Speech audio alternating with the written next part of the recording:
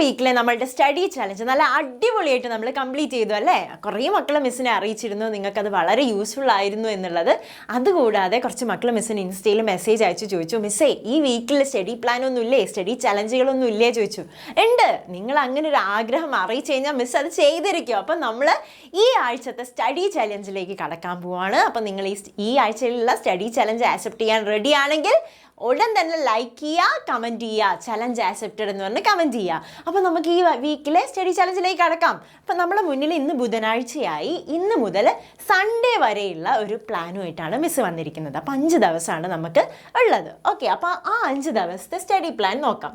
Okay, അപ്പം ഇന്ന് Wednesday ബുധനാഴ്ച നിങ്ങൾക്കൊന്നുമില്ല, സിമ്പിൾ പ്ലാനാണ്. ഇന്ന് 7:30 നമ്മളുടെ സ്വന്തം സ്നേഹ മിസ് ബേസിക് സയൻസിൻ്റെ ലൈവ് ക്ലാസ്സുമായിട്ട് വരുന്നുണ്ട്, നമ്മളുടെ 1ാമത്തെ ചാപ്റ്ററിൻ്റെ പാർട്ട് 3 അപ്പോൾ നിങ്ങൾ കൃത്യം 7:30 ലൈവിൽ വരിക, ആ ലൈവ് ക്ലാസ് അറ്റൻഡ് ചെയ്യുക. അത് കണ്ടാൽ മതി, അത് കണ്ടു കഴിഞ്ഞാൽ നിങ്ങൾ അപ്പം തന്നെ ഇങ്ങ് പഠിക്കും അല്ലേ. അപ്പം നമ്മൾ കുറച്ച് കാര്യം അവിടെ നിന്ന് പഠിച്ചു. അതിനുശേഷം നമ്മളുടെ തേഴ്സ്ഡേ നാളെ നിങ്ങൾ എന്ത് ചെയ്യണം, ഈ ലൈവ് ക്ലാസ്സിൻ്റെ റിവിഷൻ നടത്തണം. കഴിഞ്ഞ ക്ലാസ്സിൽ എന്താണോ നിങ്ങൾ പഠിച്ചത് 7:30 അത് റിവൈസ് ചെയ്യണം. അപ്പോഴത്തേക്ക് നിങ്ങൾക്ക് നോട്ട്സൊക്കെ കിട്ടിയിട്ടുണ്ടാവും, കമ്മ്യൂണിറ്റി വാട്സപ്പ് കമ്മ്യൂണിറ്റിയിൽ നോട്ട്സൊക്കെ അപ്ലോഡ് ചെയ്തിട്ടുണ്ടാവും, ഷെയർ ചെയ്തിട്ടുണ്ടാവും. അപ്പോൾ അതൊക്കെ വെച്ചിട്ട് ഒരു റിവിഷൻ നടത്തണം. അപ്പോൾ നമുക്ക് ആ ബേസിക് സയൻസിൽ ആ പാർട്ട് അങ്ങോട്ട് ക്ലിയർ ആയല്ലോ, അടിപൊളിയായിട്ട് സെറ്റ് ആയല്ലോ.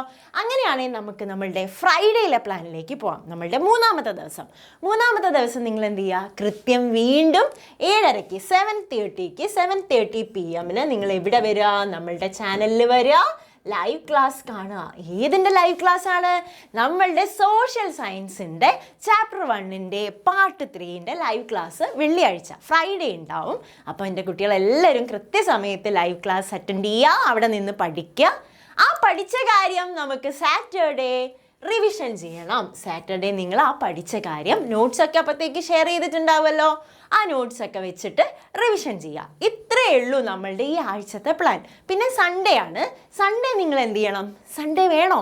സൺഡേ നിങ്ങളൊന്ന് റിലാക്സ് ചെയ്തോളൂ. കാരണം നിങ്ങൾക്ക് മൺഡേ ജൂൺ 2-ാം തീയതി സ്കൂൾ തുറക്കാം അല്ലേ. കാരണം തുറക്കാമെന്ന് മിസ്സ് പറഞ്ഞത് നിങ്ങൾക്കറിയാം, ഭയങ്കര മഴയൊക്കെയാണ്.